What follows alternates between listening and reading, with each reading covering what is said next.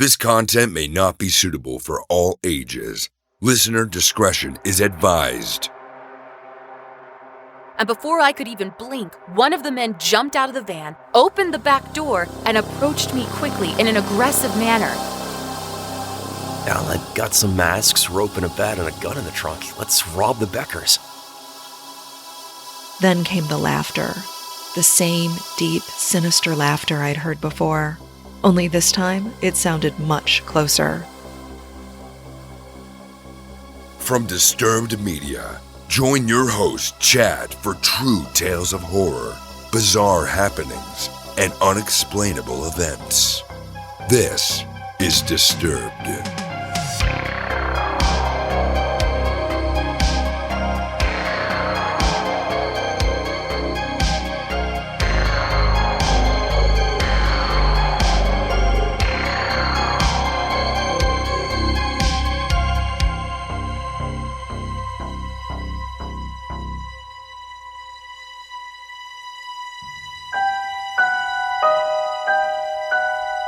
A big thanks to Territory Foods for supporting Disturbed. Territory is a chef-driven marketplace of sustainably sourced, nutritionally dense, ready-to-eat meals. To save $75 across your first 3 orders and get free shipping, go to territoryfoods.com and use promo code DISTURBED. Welcome back in, everyone, and thanks for joining me. Today, I'm bringing you 4 true horrifying tales that are sure to keep you up at night. So sit back and listen close as we dive into the horror. We open the show with an email submission from Kiki and introducing our newest storyteller, Danuta Marie, and we see how acting in the right moment can be a lifesaver.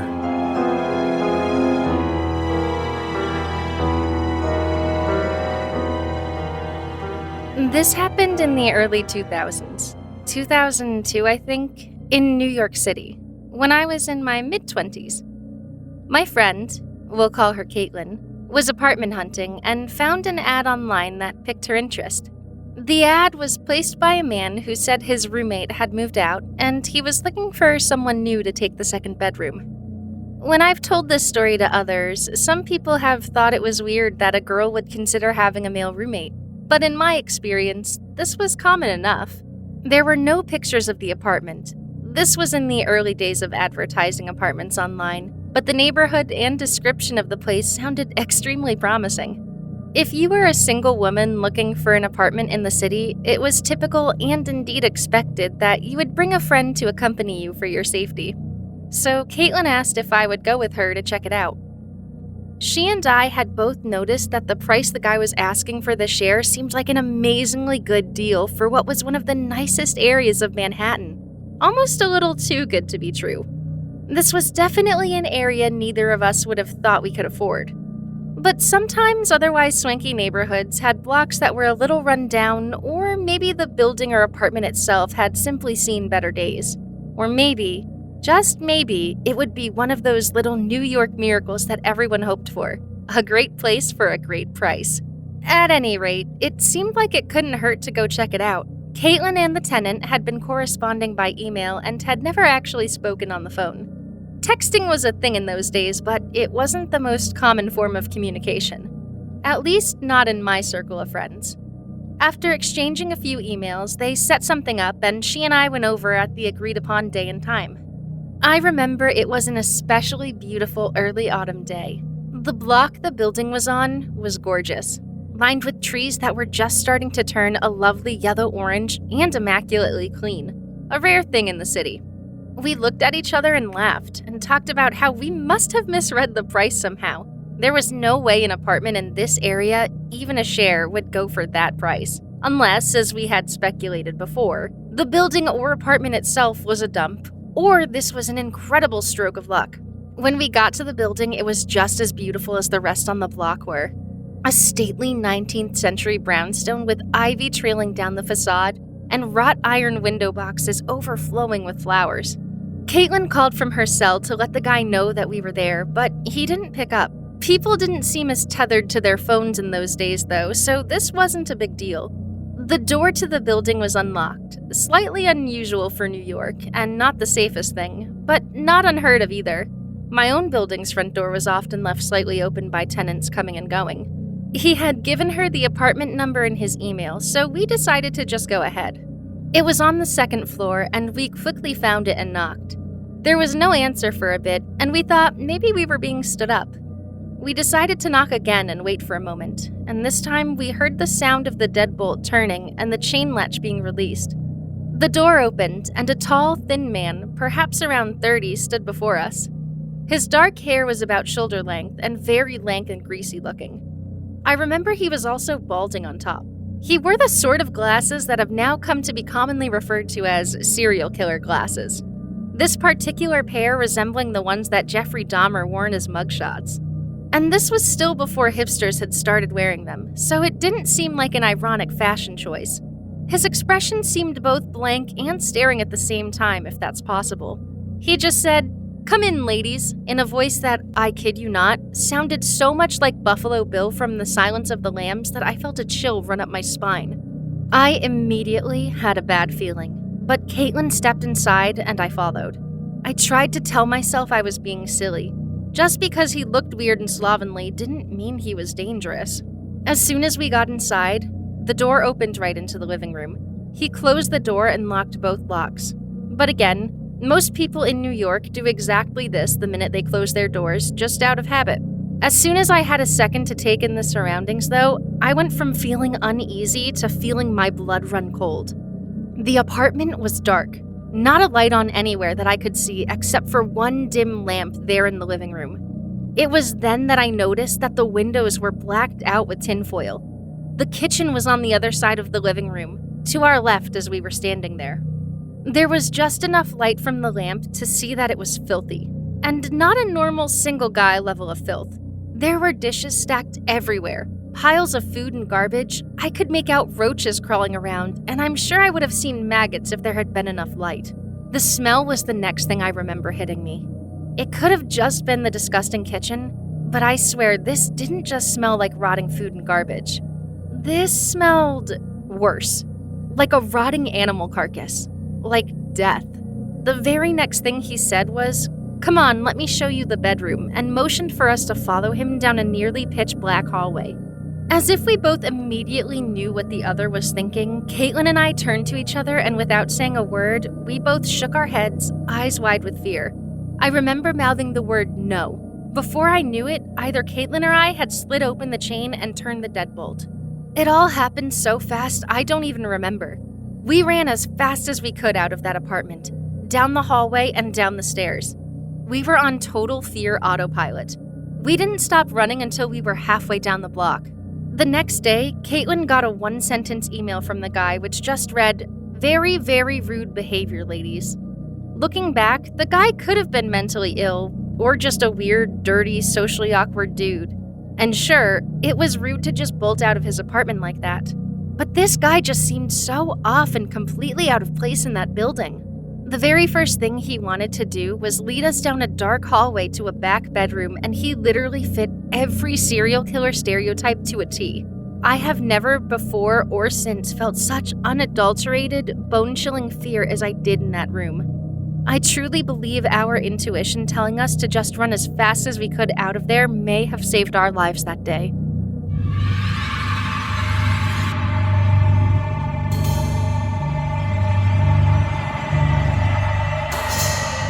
Next up, we hear from Reddit user Excuse You What, featuring voice work by Sarah Thomas. And we very nearly become the next missing person.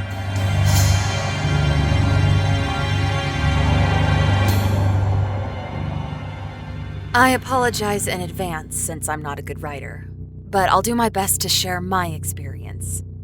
To better paint the picture, here is a description of myself at the time of this incident, 3 years ago. 5'5", 26-year-old woman, medium-length bleach blonde hair, curvy 175 pounds, wearing black high-waisted tights and a pink crop top. 3 years ago, I was walking home late at night from my friend's house. It was dark, and at the time, I lived in a rough part of a large city. I've had many sketchy situations that I have gotten myself out of, So I guess I felt sort of invincible. Like nothing truly scary could happen to me. When I walk alone, I always stay very alert and aware of my surroundings for my own safety, just in case. About halfway home and roughly 10 minutes to my apartment, I noticed a van started tailing me.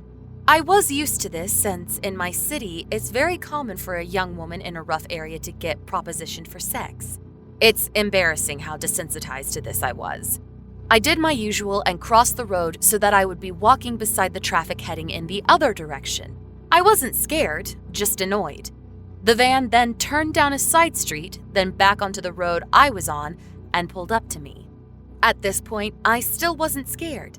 Again, this has happened so many times, and it never mattered if I was wearing something that showed more skin, or if I was wearing a winter coat zipped from below my chin all the way down to my ankles.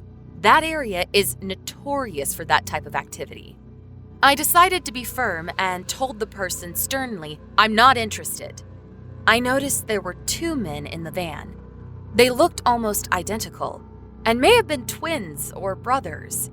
Both men had a very dark complexion, dark eyes, and short dark hair. The van didn't move. I was super annoyed and crossed the road again to get away. At this point, I figured this would be enough for them to stop following me. They didn't. They kept circling back every time I crossed the road. I've never had to put that much effort into getting a horny pervert to leave me alone. So this is when I started feeling unsafe. They zipped by me at the speed the traffic was flowing in, and I yelled for them to fuck off. I thought it finally worked. It had been 3 minutes and I hadn't seen the van, so I thought I was in the clear. Just in case, I pulled my phone out and was getting ready to call my sister that I lived with. Just then, the van pulled up to me very quickly, and before I could even blink, one of the men jumped out of the van, opened the back door, and approached me quickly in an aggressive manner, as if he was about to scoop me up and throw me into the vehicle. The traffic in that area is very inconsistent. It was dead, and I imagined that is what they were waiting for. Just as the man was about to place his hands on me, I tilted my phone and said, "You're being filmed in my live video chat. I gave my friends your license plate number and the police have been notified." I was so scared, but I didn't let that show. I stayed as calm as I could. The man paused like he was considering if I was bluffing or telling the truth, so I tilted the phone more as if to give the fake audience a better look at him. He then jumped into the van and they sped off. I have never been the same since that night. I'm afraid of walking alone now, even in the daytime. Stay safe out there. 2 creeps in a van? Let's not ever meet. I hope karma finds you both soon.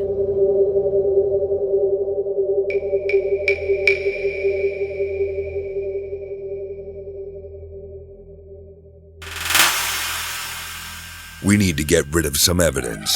Don't go anywhere. Thanks to our newest sponsor, Territory Foods, for supporting Disturbed. Territory is a chef-driven marketplace of meals that are sustainably sourced, nutritionally dense, and ready to eat in just 90 seconds. And here's what I love. They use only healthy fats, clean proteins, and tons of sustainably harvested, seasonal produce. Now the entire menu is free of gluten, inflammatory oils, dairy, and refined sugar. That sounds pretty great, doesn't it? You'll find 10 different plans to choose from, including the Mediterranean diet, paleo, vegan, Whole30, and keto-friendly. Or you can bypass the diet and just choose what you like best. But what are you actually going to get? How about menus featuring as many as 90 items per week? And they even adapt to the seasons and latest food trends. So there's always something brand new to try. Now the meals are delivered twice a week, so you know they're always fresh. And if you're anything like me, you don't want to be locked into a commitment. And with Territory, that's not a problem, because you can pause or cancel your meals at any time. And as for me, I just put my first order in, and let me tell you, I cannot wait to get these meals and get started. So to save $75 across your first 3 orders, plus free shipping, go to territoryfoods.com and use promo code DISTURBED. That's $75 you can save across your first 3 orders, along with free shipping, by going to territoryfoods.com with the promo code DISTURBED. And as always, supporting our sponsors helps support the podcast. Now back to the deliciously frightful. Disturbed Podcast with your host, Chad. Up next, we have an email submission from Ray, featuring voice work by Matt Bradford, and we meet Uncle Paul.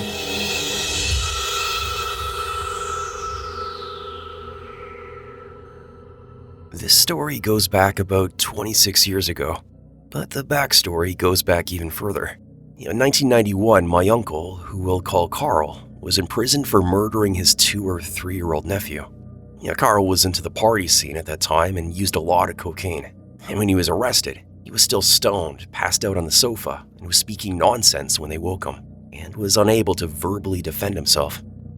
Now fast forward to 1998. I was an 18-year-old teenage boy at the time. I moved from New Brunswick, I'm in Canada, to Ontario, and was living with my dad. Things at my dad got strained around 2 months in, and I moved in with my aunt, Sylvie.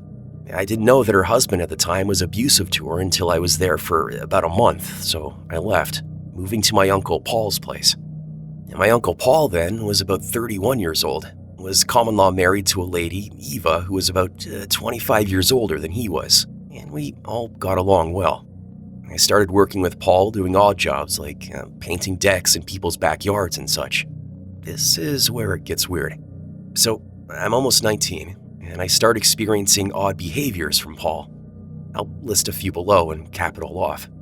He told me that we should take our shirts off while doing painting jobs because the clients really get off on that sort of thing. This seemed strange, and I declined it because I didn't care who wanted my shirt off. I wasn't comfortable with the idea. Then came the night in June. I was very much, a night owl, and I would stay up really late playing Super Nintendo. And Mortal Kombat 2 was my jam. And when I got bored of that, I'd watch old horror movies on VHS or, whatever I could find that was interesting on cable. One night, I found a weird documentary about BDSM and dominatrixes. Watched about half of it and went to bed. The next morning when I got up, I was telling Paul about it, and he got really upset. He insisted that I should have woken him up so that we could watch it together, and that no matter what time, day or night, if something like that came on TV, I should let him know so that he could watch it. So the next thing was when we were driving home from a painting gig. This was early July 1998, and it was just getting dark. We were driving home from a painting gig in a Z28, and there was very little in the way of other cars or traffic around. Paul saw a Becker's convenience store, a gas bar, and he nudged me with his elbow, saying, "Hey, we should rob that Becker's." I said, "What?"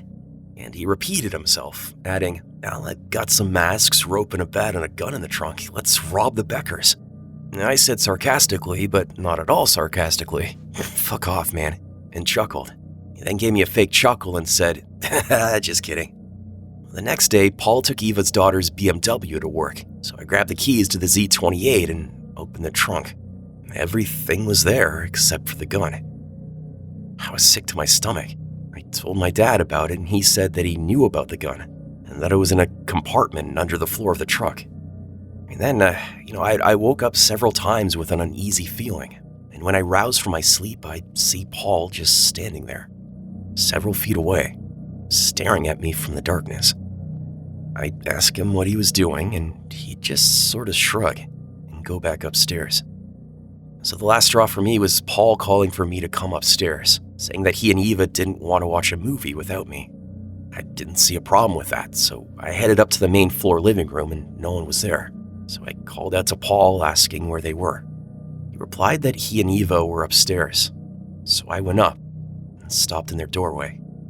He was only wearing underwear, and Eva was wearing a sheer nightie. I asked when they'd be ready to watch the movie, and he said that they were ready now and to come in. I asked what we were watching, and he told me that it was a movie that he and Eva made together. I asked, like a porno? And he replied, "Yeah." I said, nope. And I immediately went downstairs and called my dad, telling him to come get me now, which he did. I started telling him about all of this when we got to my dad's, and that's when Paul called me at my dad's, yelling on the phone that I shouldn't talk about any of this, or else. I told him to fuck himself and hung up. I moved to Quebec the next day. Fast forward 10 years later, one of my other uncles, who I'd never met, told me that he had been talking to my dad. They had been estranged up to that point, and that my dad told him about the events of the prior decade. He then told me that one of the reasons he had been estranged from the other siblings was because that he didn't believe that Carl, still in prison, had murdered Paul's kid. He believed that Paul killed the kid himself. See, Paul's whereabouts were unknown for the evening that the kid was murdered. And when the police arrived at the scene, Paul told Sylvie, the aunt I'd lived with, that he wanted her to say that he had been with her that evening, which she did. But he didn't provide an explanation to Sylvie as to his whereabouts of that night. Paul ended up getting a lot of monetary donations from people all over the city who grieved for him and his loss. Easily tens of thousands of dollars. And plus, the city's biggest newspaper paid for a lavish funeral for his kid. I firmly believe that when I lived with Paul, I was living with a murderer and a sexual deviant, and that had I stayed and watched the movie with he and Eva, that something bad would have happened to me. And if not then, eventually, whether it was physical or sexual abuse or being talked into something that could have got me arrested. Sadly, Carl died in prison of cancer, never having wavered on his innocence. And Paul, well, the last I heard, he was living with an 18-year-old girl, and he would be about 57 now, and both are hopelessly addicted to drugs. I haven't seen or spoken to him in 26 years. I hope I never do. Paul has gotten away with all of this and possibly more. It doesn't even begin to tell the story of the rest of the side of my family. Paul, I sincerely hope we never meet again.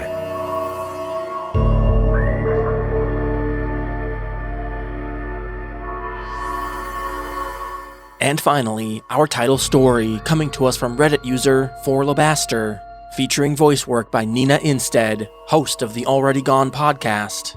And we have a rare experience with the gentlemen of Barron Falls.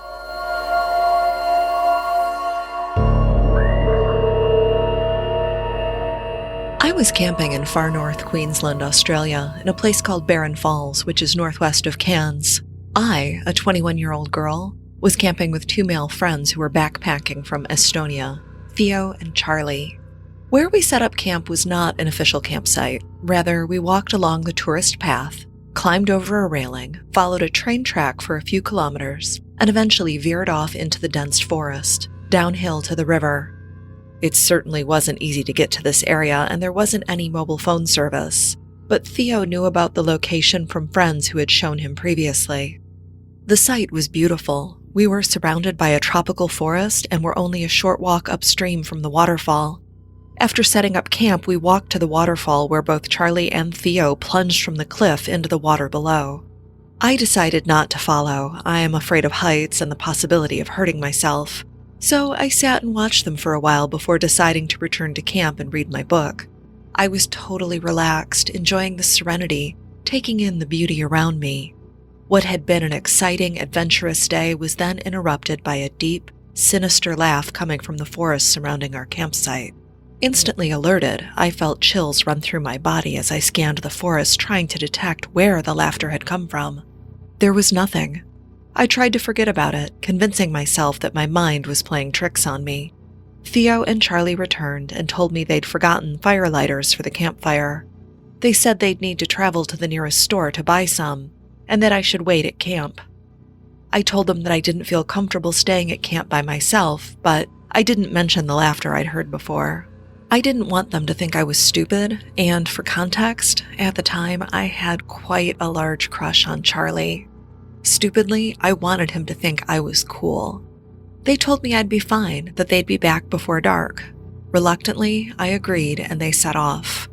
At this point, it's about 4 o'clock, and I continued reading my book. I began to think about it, and I realized the walk back to the car was about 20 or 30 minutes, so they'd be gone more than an hour.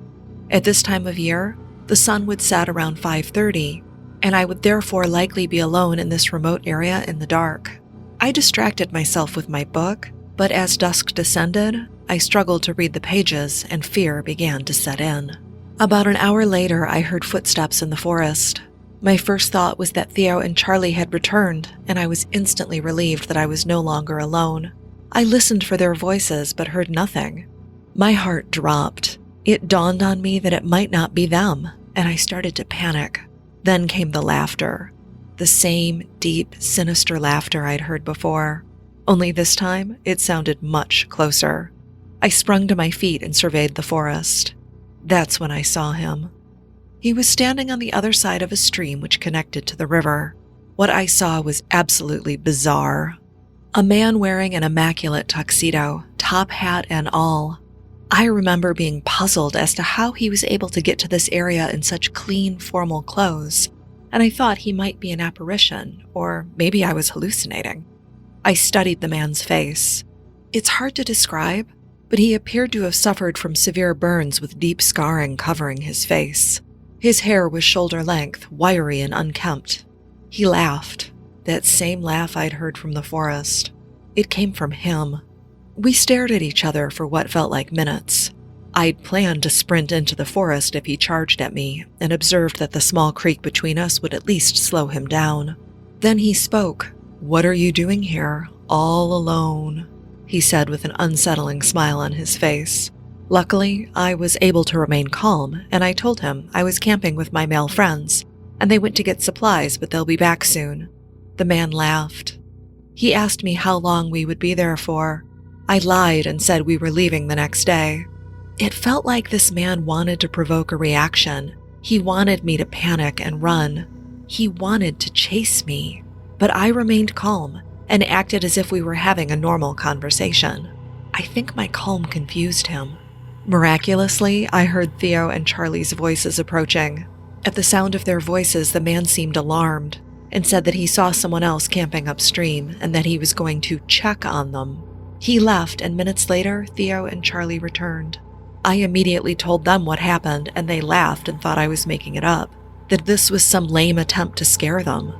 My eyes filled with tears, and Charlie realized that I was serious. Theo didn't seem fazed. He was a very stereotypical backpacker and had the carefree nature travelers tend to have. Charlie, however, he assured me that I would be okay and had me sleep between him and Theo for the next 2 nights. I barely slept at all. I kept listening for the laughter, but fortunately, I never heard it again. For years after this incident, I searched online for any reports of similar encounters. I never found anything. But I shudder at the thought of what would have happened if Theo and Charlie hadn't returned at that very moment.